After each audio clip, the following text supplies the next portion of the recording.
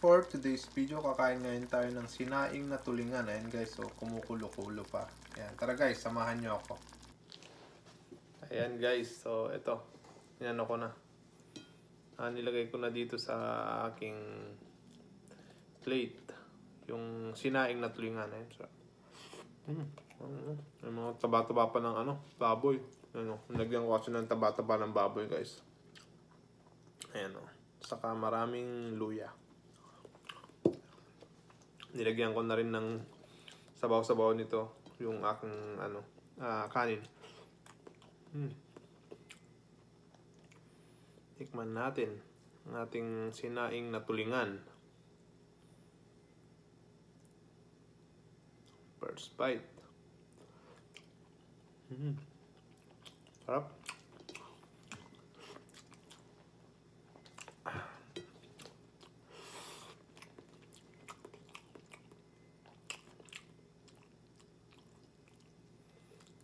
Sarap. Na-miss ko to guys. Matagal-tagal na rin akong hindi nakakain ng sinaing na tulingan.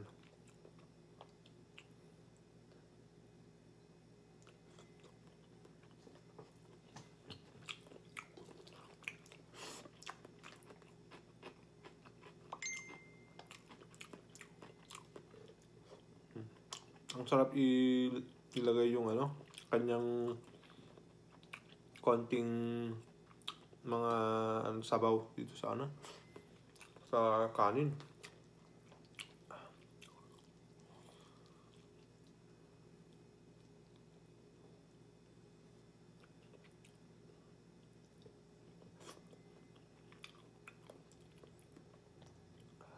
Sarap pagka maraming luya guys. Medyo matinik lang yung ating tulingan, kaya careful lang sa mga tinik, baka ating malunok. Mahirap na. Sarap.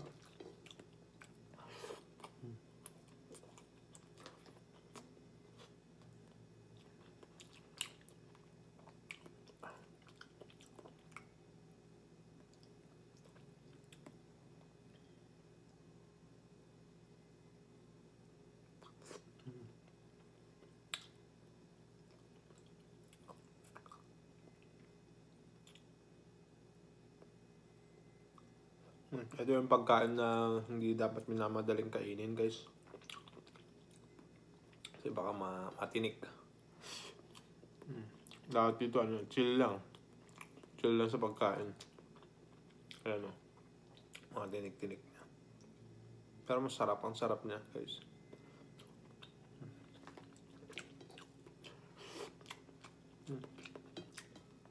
Kung hinahanap-hanap ng panlasa pagka natikman.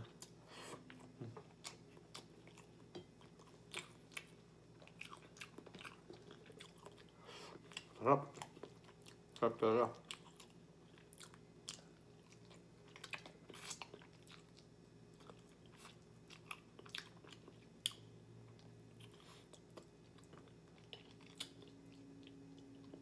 Nanood yung mga pampalasa.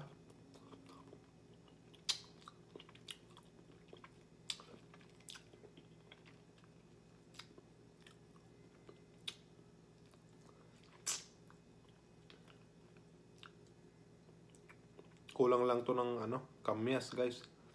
Pero masarap pa din. Nilagyan ko lang ng maraming suka.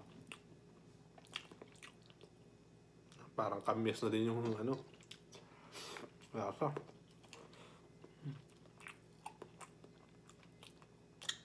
Sarap. Sarap ng mga nyo, mga liver.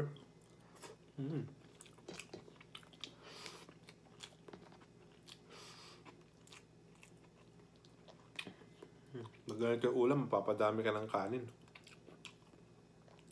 Siraan diet.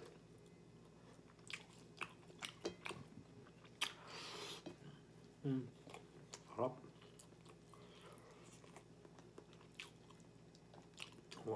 Wasak na yung tulingan. Hindi siya buo guys kasi medyo maliit yung lutuan ko. So, hinati ko yung tulingan. Ito naman mga tulingan na nabili ko ay mga ano lang, mga baby tulingan. Hindi pa sila masyadong malalaki.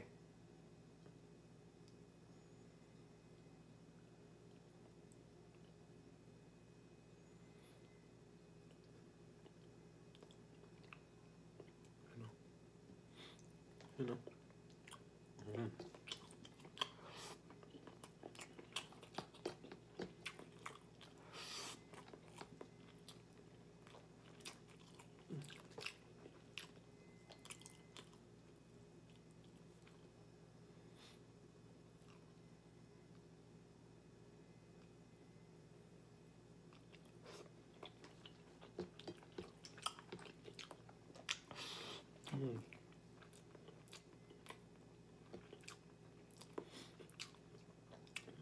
Ang sarap talaga pag nilalagyan mo ng ano, yung taba ng baboy. Nagko-complement yung lasa, guys. Sarap. Saka masarap yung sabaw niya pag ganun.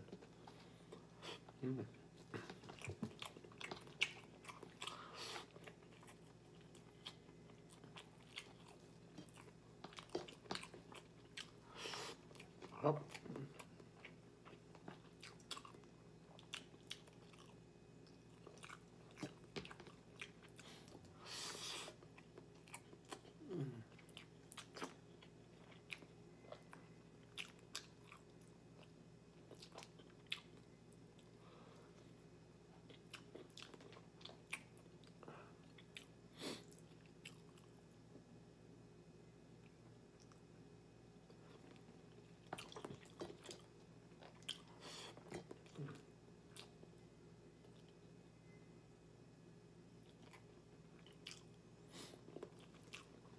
Nakakalimutan natin yung drinks natin, guys.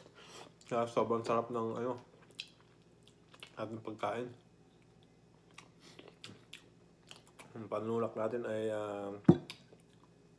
mango juice.